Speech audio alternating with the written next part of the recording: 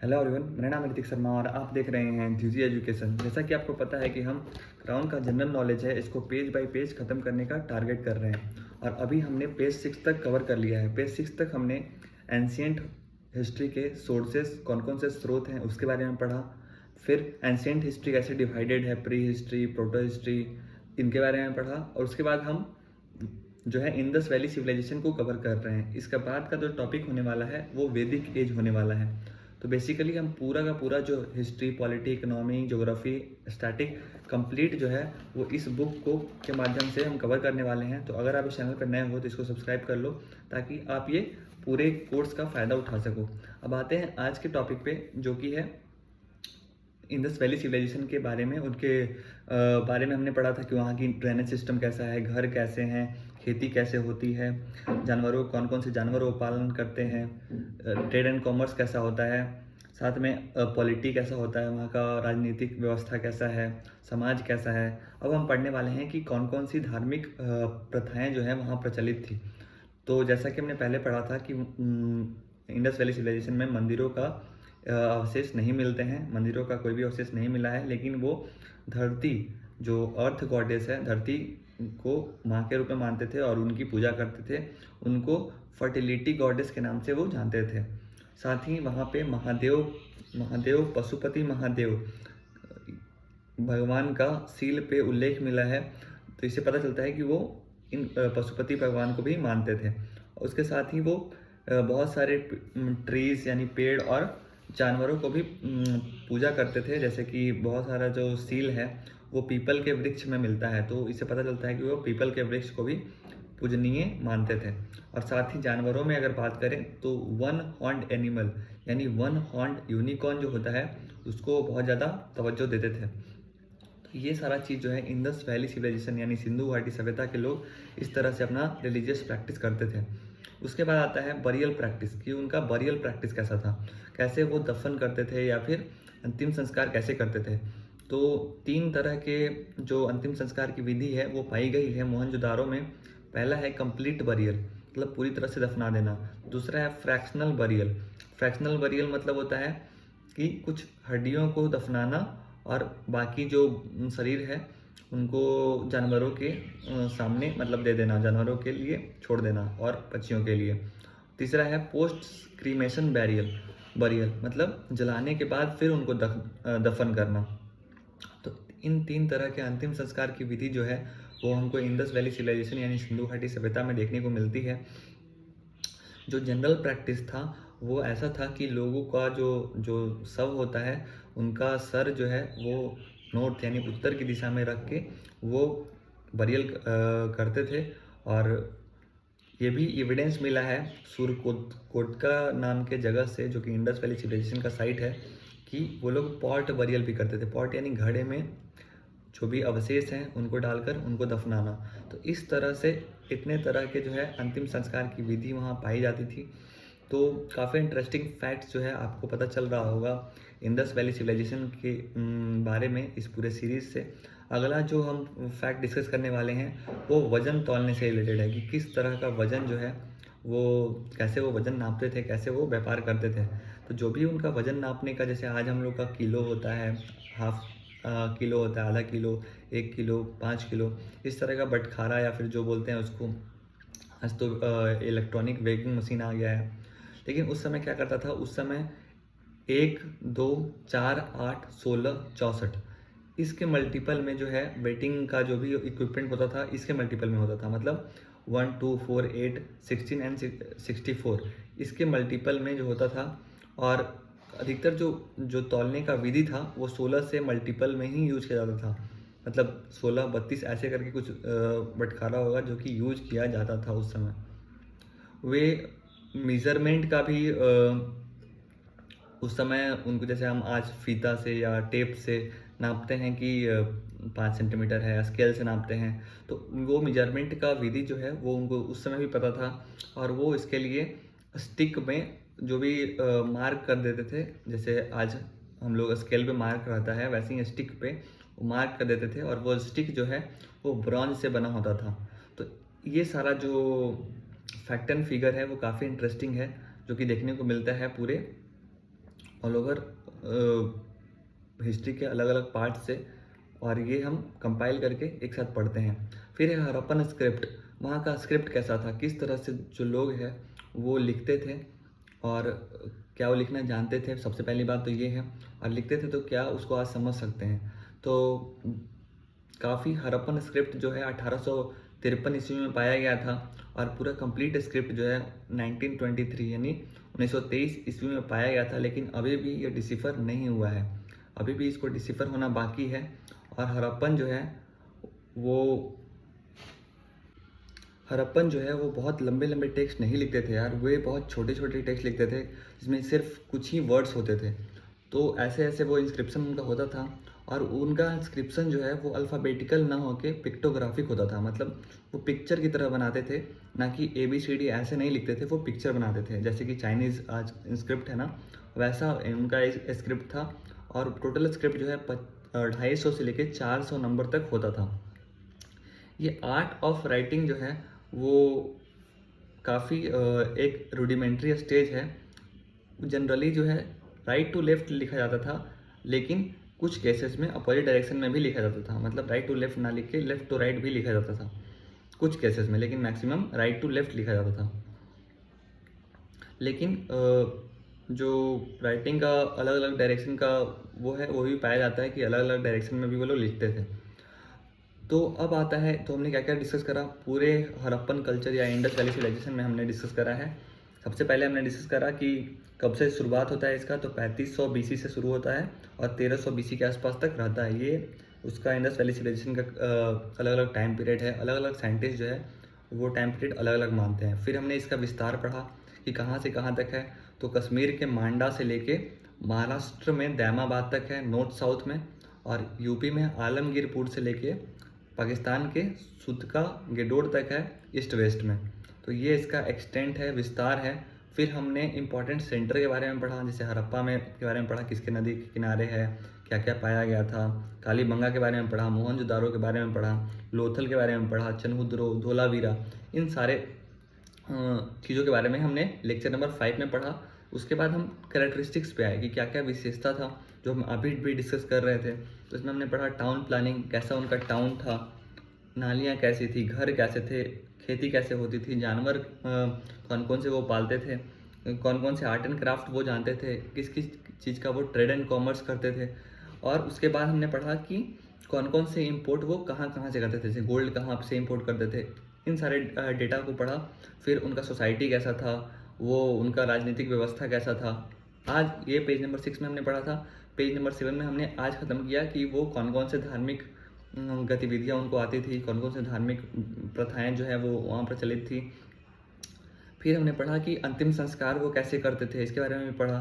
फिर किस तरह से वो कोई भी सामान को नापते थे, मेजर करते थे, वो उनके बारे में पढ़ा। फिर स्क्रिप्ट के बारे में पढ़ा कि 250 से लेकर 400 नंबर तक का स्क्रिप्ट, 400 तक स्क्रिप्ट उनको होता था, और उनके स्क्रिप्ट को हम आज भी डिसिफर नहीं कर सके हैं। राइट टू लेफ्ट लिखते थे, कभी कभी लेफ्ट टू राइट भी लिखते थे, या मल्टीपल डायरेक्शन में लिखते थे। फिर लास्ट टॉपिक है, हम इंडस वैली सिविलाइजेशन को रैप अप कर रहे हैं, ख़त्म कर रहे हैं।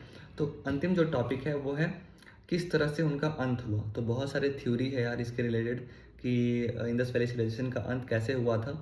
तो कैनेडी करके एक थ्योरिस्ट हैं, वो बोलते हैं कि कोई प्राकृतिक आपदा आ गई थी, नेचुरल कैलेमिटी आ गई थी, जिसकी वजह से इंडस वैली सिविलाइजेशन का अंत हो गया। मॉर्टिमर व्हीलर करके हैं, वो बताते हैं कि आर्यन का इन्वेजन हो गया था। आर्यन जो थे उन्होंने आक्रमण कर दिया था, इस वजह से एंशिएंट इंडिया में मतलब इंडस वैली सिविलाइजेशन का अंत हो गया।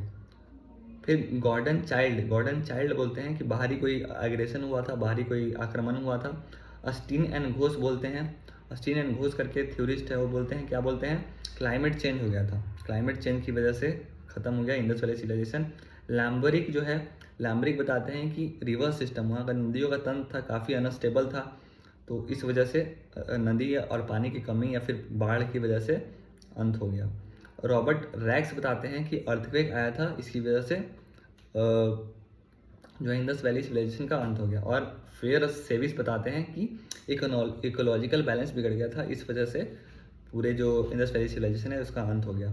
तो आप देखो कि इतने तरह के थ्योरिस्ट हैं, Kennedy, Gordon, Stein, Lambrick, Robert Raikes, Fairservis, अलग अलग थ्योरी देते हैं, क्योंकि ये हिस्ट्री है यार, और हिस्ट्री में एग्जैक्ट फैक्ट पता करना, कोई कैमरा या वीडियो कैमरा तो लगा नहीं था आज से 4500 साल पहले। तो क्या करते हैं, सो लोग जो है वो अनुमान लगाते हैं, कुछ अवशेष से ढूंढते हैं। तो इन इन इतने तरह के अनुमान इन्होंने लगाया है एग्ज़ाम में, बस ये आ सकता है कि किसका थ्योरी क्या था। एग्जैक्टली ये बताना संभव नहीं है कि एग्जैक्टली किस मेथड से जो है वो इंडस वैली सिविलाइजेशन का अंत हुआ था। तो यहाँ तक हमने इंडस वैली सिविलाइजेशन को रैप अप किया। अब आते हैं अगले एज की तरफ, जो कि है वैदिक एज। तो वैदिक एज जो है उसमें वैदिक एज वेद से बना है, और वेद का मतलब क्या होता है, वेद का जो प्राइमरी सोर्स है वो इन्फॉर्मेशन से रिलेट करता है। वेदा का मतलब होता है नॉलेज यानी ज्ञान। तो आर्यंस जो थे, आर्यंस को माना जाता है कि वो फाउंडर थे या क्रिएटर थे, जिन्होंने बनाया था वैदिक कल्चर को।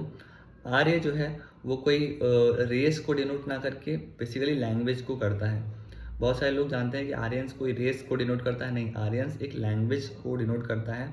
और आर्यंस को जो है वो स्क्रिप्ट का नॉलेज नहीं था। हमने ये देखा इंडस वैली सिविलाइजेशन के लोगों को स्क्रिप्ट का नॉलेज था, वो लिखते थे, भले ही उसको हम आज समझ ना पाए, लेकिन आर्यंस को ये नॉलेज नहीं था, स्क्रिप्ट का लिखने का नॉलेज नहीं था। और इसलिए वो ओरली जो जैसे हम बातचीत करके हम आपको कुछ ज्ञान या नॉलेज की बातें बता रहे हैं, वैसे ही वहाँ पे गुरु शिष्य की परंपरा हुआ करती थी।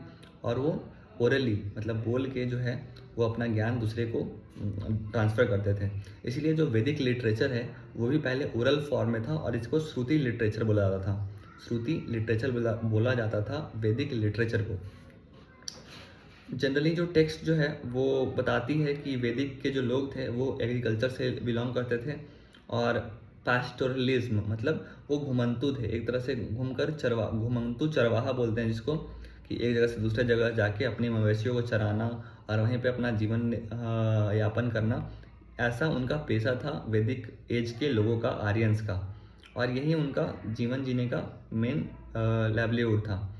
ये भी पता चलता है कि वो घोड़े को डोमेस्टिकेट करते थे, जिसे वो राइडिंग के लिए यानी ट्रैवलिंग के लिए और कुछ सामान ले जाने के लिए भी यूज करते थे। तो घोड़े का यूज हमने देखा था इंडस वैली सिविलाइजेशन में नहीं था, लेकिन वैदिक एज में है घोड़े का यूज उपयोग माना जाता है, और इसका सबूत मिलता है।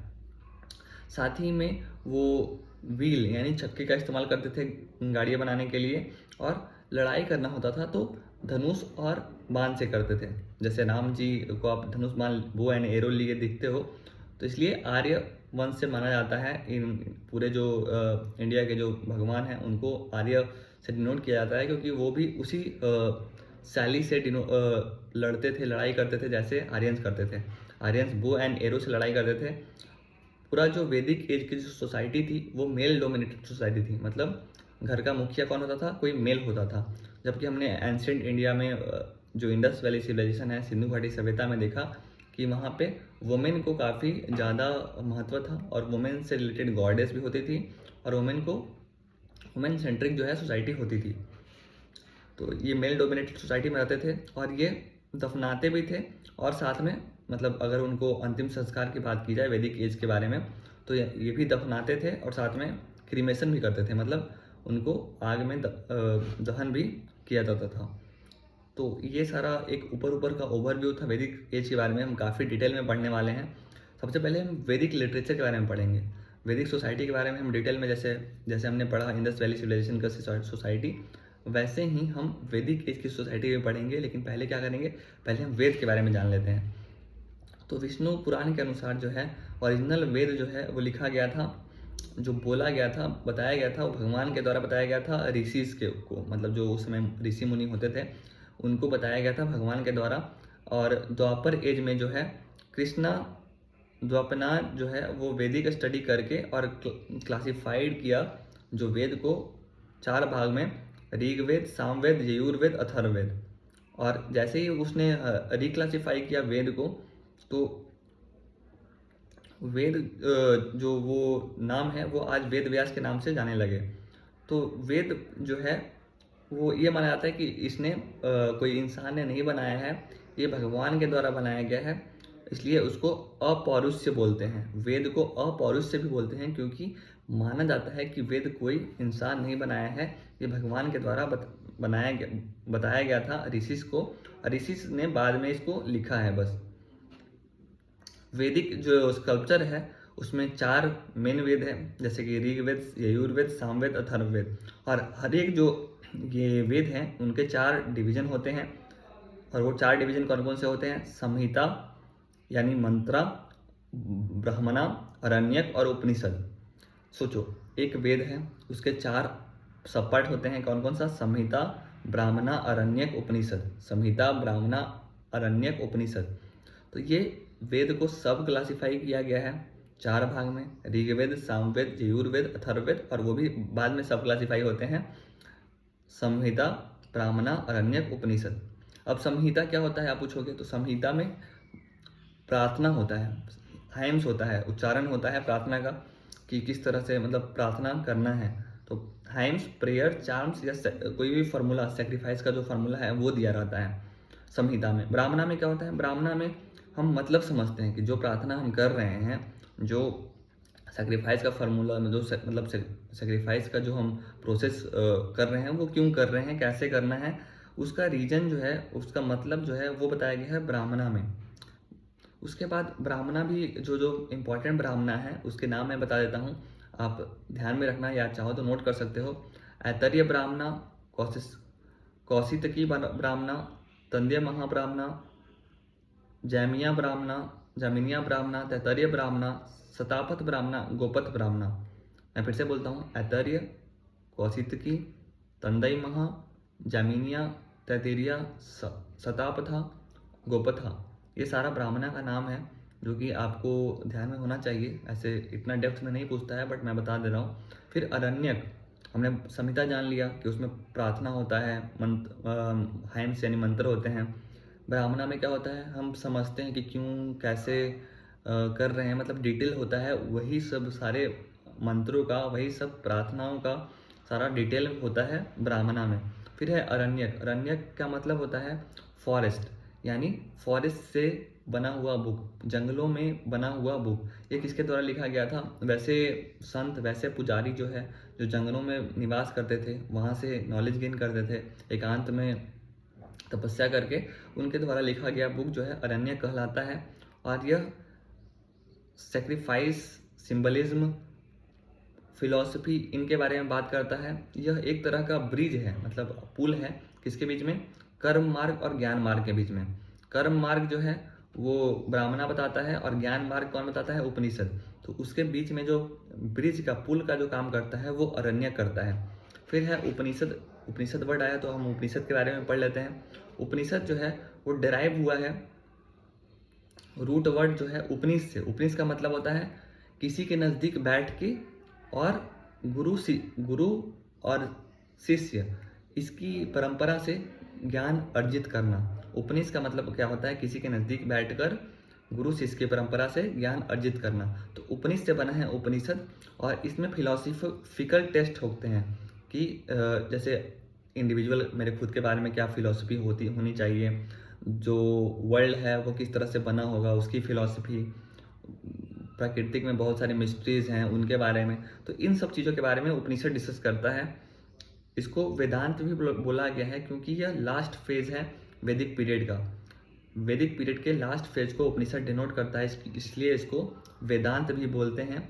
और यह बताता है कि आखिर वेद का फाइनल एम क्या था, मुख्य लक्ष्य क्या था, वो कौन बताता है? उपनिषद बताते हैं। 108 तरह के उपनिषद होते हैं टोटल, लेकिन 12 जो है इम्पॉर्टेंट हैं। मैं फिर से नाम बता दे रहा हूँ, नाम बहुत ज़्यादा एग्जाम में नहीं आएगा, लेकिन फिर भी आपको ध्यान में रहना चाहिए। ऐतरेय उपनिषद, कौशितकी उपनिषद, छंदोग्य उपनिषद, केन उपनिषद, तैत्तरीय उपनिषद, कथा उपनिषद, श्वेतकरा उपनिषद, बृहदारण्यक उपनिषद, ईसा उपनिषद, मुंडका उपनिषद, प्रसन्ना उपनिषद और मांडुक्य उपनिषद। ये जो सारे उपनिषद हैं, इनका जो लैंग्वेज था वो संस्कृत भाषा में लिखा हुआ था, ये लैंग्वेज पूरा। और यह बताता है आइडिया, मतलब उपनिषद में बताया गया है कि रीबर्थ यानी पुनर्जन्म पॉसिबल है। और यह किसके बीच में बताया गया है? याज्ञवल्क्य और मैत्री, इनका जब डायलॉग हुआ, बातचीत हुआ, उसके रूप में यह बृहदारण्यक उपनिषद में बताया गया है बृहद अयनका उपनिषद में याज्ञवल्क्य और मैत्री के डायलॉग के माध्यम से, बातचीत के माध्यम से बताया गया है कि पुनर्जन्म होता है। तो यह सबसे पुराना उपनिषद भी माना जाता है और इसमें बताया गया है क्या, कि पुनर्जन्म होता है। तो ये फैक्ट इंपॉर्टेंट रखना है। कौन सा उपनिषद है? बृहद अरण्यक उपनिषद। फिर है छंदोग्य उपनिषद में क्या बताता है? कॉस्मिक सेल्फ, यानी खुद के बारे में, कॉस्मिक सेल्फ, खुद के बारे में जो भी फिलॉसफी है वो इसमें बताता है। और यह भी ब्राह्मण और इंडिविजुअल सोल, ब्राह्मण के सोल और इंडिविजुअल सोल में क्या डिफरेंस है यह भी बताता है छंदोग्य उपनिषद।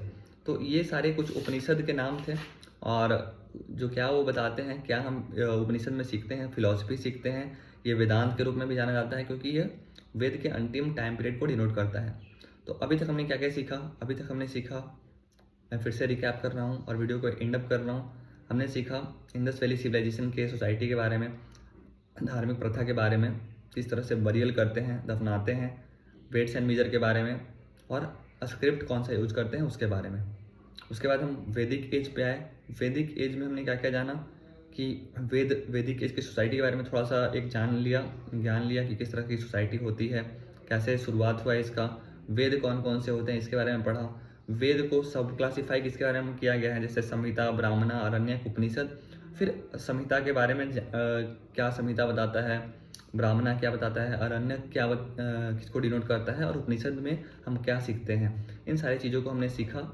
आगे के वीडियो में यानी पेज नंबर 8 जो है, यानी लेक्चर 8 का जो वीडियो होगा उसमें हम पढ़ेंगे कि ऋग्वेद, सामवेद, यजुर्वेद और अथर्ववेद, इसको डिटेल से डिस्कस करेंगे। उसके बाद हम जो पेज नंबर आगे का पेज नंबर है उसमें वेदांग, स्मृति, दर्शन, सदर्शन, इपिक, इसके बारे में डिस्कस करेंगे। और फिर हम आएंगे ऋग्वेदिक पीरियड पे, जिसमें कि हम आर्यन इन्वेजन की थ्योरी को डिस्कस करेंगे और आर्यन का घर कहाँ पे था इसके बारे में बात करेंगे, कितने दूर तक आर्यन जो है वो रूल करते थे इसके बारे में बात करेंगे।